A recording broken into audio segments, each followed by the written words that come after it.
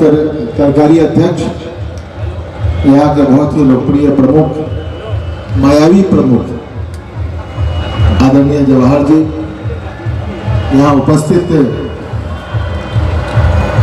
पूर्व प्रमुख कृष्णा भैया, यहाँ उपस्थित अभिभावक समान गार्जियन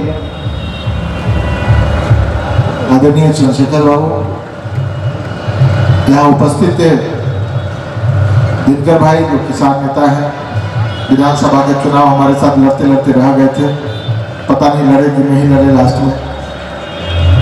यहाँ उपस्थित कुशवाहा महासभा के अध्यक्ष विनोद बाबू, प्रभात जी, जीत जी और हमारे मित्र यहाँ के नेता जितेंद्र चौहान जी जो बहुत पहले से यहाँ पे लगे हुए रहे हैं, और अजनी जी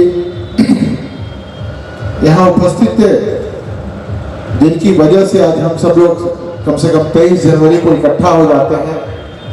वैसे हमारे बड़े भाई अभिभावक, जिनके मन में हमेशा गरीबों के लिए हमेशा वो रहता है, दर्द रहता है, वैसे नंद कुमार भैया संचालन कर रहे हैं, सचिन तेंदुलकर की तरह बैटिंग करते हैं, मास्टर साहब भूषण जी, और यहाँ उपस्थित सभी बड़े बुजुर्ग नौजवान साथियों। जब ये वक्ता बोल रहे थे और मंच छोड़कर जा रहे थे, तो हम और प्रमुख साहब आपस में बात कर रहे थे जवाहर भाई से कि आप बोलिएगा मैं सुनूंगा, मैं बोलूंगा आप सुनिएगा। लेकिन ईश्वर की कृपा है, बहुत लोग यहाँ बैठे हुए हैं अभी तक सुनने के लिए। सबसे पहले मैं नेताजी सुभाष चंद्र बोस जी की जयंती पे हृदय की गहराइयों से उनके चरणों में श्रद्धा सुमन अर्पित करते हुए अपनी बात रखने की कोशिश करता हूँ। पूर्व वक्ताओं ने बहुत अच्छी अच्छी बातें कही है। मनोज सुनील जी हमारे मित्र हैं, वो चले गए, टीकू भाई भी चले जा चुके हैं, और भी कई लोग यहाँ से अच्छा बोले हैं और सभी चले गए हैं। देखिए, इस देश में सबसे खूबसूरती क्या है लोकतंत्र की, कि विभिन्न दलों के रहते हुए भी हम एक मंच पे बैठे हुए हैं, हंस रहे हैं, बोल रहे हैं, बात कर रहे हैं, और ये होना भी चाहिए। ये लोकतंत्र की सबसे बड़ी खूबसूरती है।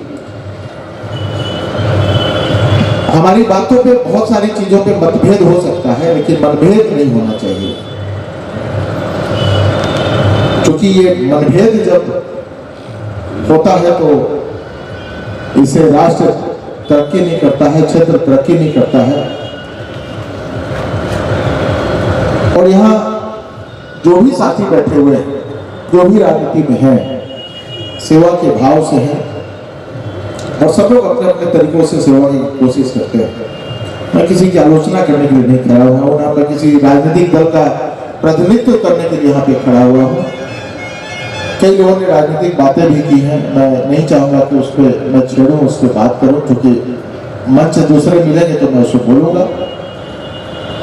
आज तो महापर्व है, सुभाष चंद्र बोस जी इस देश के लिए आए हैं, लेकिन मैं जानना चाहता हूँ, बहुत लोगों ने गांधी जी के ऊपर भी बोला, नेताजी के ऊपर भी बोला, आप लोगों में से किसी को जानकारी है कि नेताजी सुभाष चंद्र बोस को नेता शब्द बोलकर सबसे पहले संबोधन किसने किया? बताइए। महात्मा गांधी ने। तो महात्मा गांधी के बीच में और सुभाष चंद्र बोस जी के बीच में किसी तरह की मतभेद हो सकता है, मतभेद हो सकता है, बहुत सारे मुद्दों पे मतभेद नहीं था। दोनों का एक ही लक्ष्य था कि राष्ट्र कैसे एक हो, देश कैसे स्वतंत्र हो। लेकिन तकलीफ इस बात की है कि अंग्रेजों से हमें मुक्ति मिल गई, लेकिन हमें देश में बैठे हुए अंग्रेजों से मुक्ति कब मिलेगी, ये चिंता का विषय है।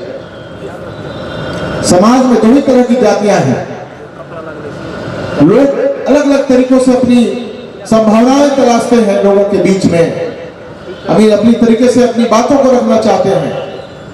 लेकिन एक है शोषक वर्ग और दूसरा है शोषित वर्ग। एक शोषण करने वाला वर्ग है और एक शोषित समाज है।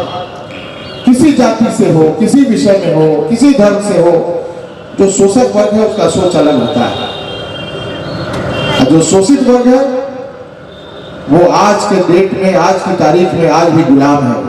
उसका शोषण किसी न किसी तरीके से लोग आज भी करता है। प्रधानमंत्री आवास के रूप में लोग शोषण करता है, गरीबी से जुड़ी हुई जितनी योजनाएं हैं उसमें लोग शोषण करता है। इस भ्रष्टाचार से मुक्ति कब मिलेगी, इस मोहद्दीनगर को, इस पर चिंता करने का विषय है। विधायक बनेंगे नहीं बनेंगे ये अलग विषय है। मोहद्दीनगर का विकास होना चाहिए, देश का विकास होना चाहिए, राज्य का विकास होना चाहिए, इस पर बात होनी चाहिए, डिबेट होनी चाहिए। बहुत सारी सरकार की योजनाएं हैं, उसमें भ्रष्टाचार है। आज हमें अंग्रेजों से मुक्ति की जरूरत नहीं है, भ्रष्टाचारियों से मुक्त मोहद्दीनगर बनाने की जरूरत है। हमारे समाज के अंतिम पौधान पर बैठे हुए व्यक्ति के साथ जिस दिन न्याय मिलने लगेगा उस दिन हमें महसूस होगा कि यह देश आजाद हो गया है और देश में आजादी हो गई है और अंग्रेजों से जो मुक्ति मिली वो सही में सही मुक्ति मिली है। और इस बात पर चिंता का विषय है। आज भी हम बीमारी से लड़ रहे हैं, बीमार है, आज भी दवा के बिना, पैसे के बिना मर जाते हैं। ठीक है, आयुष्मान भारत प्रधानमंत्री जी ने शुरू किया है, गरीबों की योजनाएं हैं, गरीबों के लिए 5 लाख रुपए का योजना है, लेकिन इससे भी बहुत कुछ ज्यादा करने की आवश्यकता है। कैसे स्वावलंबी हो हमारा समाज, कैसे आत्मनिर्भर समाज हो, एक भारत श्रेष्ठ भारत कैसे बने इस पर चिंता करने का विषय है। विकास के ऊपर बात होनी चाहिए, मुद्दों पे बात होनी चाहिए, मुद्दों से भटक कर बात नहीं होनी चाहिए। आदरणीय प्रभात जी बैठे हुए हैं, चिंता व्यक्त कर रहे थे कि सड़क 70 वर्षों से ये सड़क पगडंडी पे चल रहा है, लेकिन मैं आपको सूचना देता हूं, शायद आपको जानकारी नहीं हो, इस रोड का टेंडर हो चुका है और लास्ट फरवरी या मार्च के फर्स्ट वीक में रोड बनना शुरू हो जाएगा।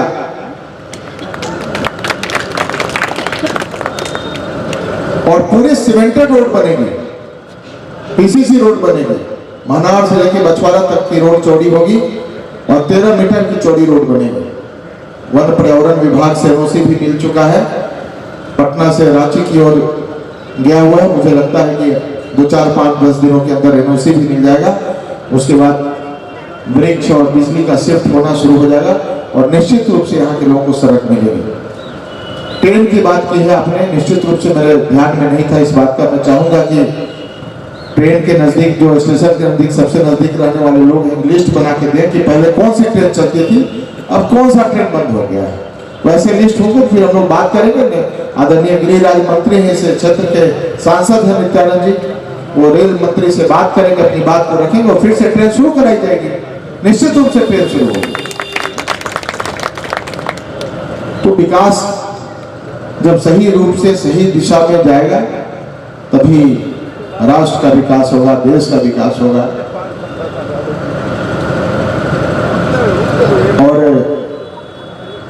जब बड़े बड़े देश के नेता और राष्ट्रपिता, राष्ट्र पुरुष के नाम पर जब हम लोग इकट्ठे होते हैं तो निश्चित रूप से एक बड़ा संदेश जाता है समाज के बीच में, देश के बीच में, राज्य के बीच में। और वो संदेश के लिए मैं सबसे पहले मैं निश्चित रूप से आभार व्यक्त करता हूँ नंद कुमार भैया का, जिनका मार्गदर्शन मुझे भी मिलता रहता है। समय समय पे मुझे बताते रहते हैं कि यहाँ पे ये घटना हो गई है, यहाँ जाना चाहिए आपको। और जो गरीब छात्र हैं उनके लिए भी चिंता रहते हैं, चिंतित रहते हैं हमेशा। तो मैं आपकी सोच को यहाँ से मैं नमन करते हुए और बहुत ज़्यादा समय लूँगा, बहुत देर से लोग प्रतीक्षारत बैठे हुए हैं, आप सब लोगों के प्रति मैं एक नमस्कार करते हुए, अपने हृदय की गहराइयों से आभार व्यक्त करते हुए अपनी बातों को समाप्त करता हूँ। भारत माता की जय, जय मोहद्दीनगर।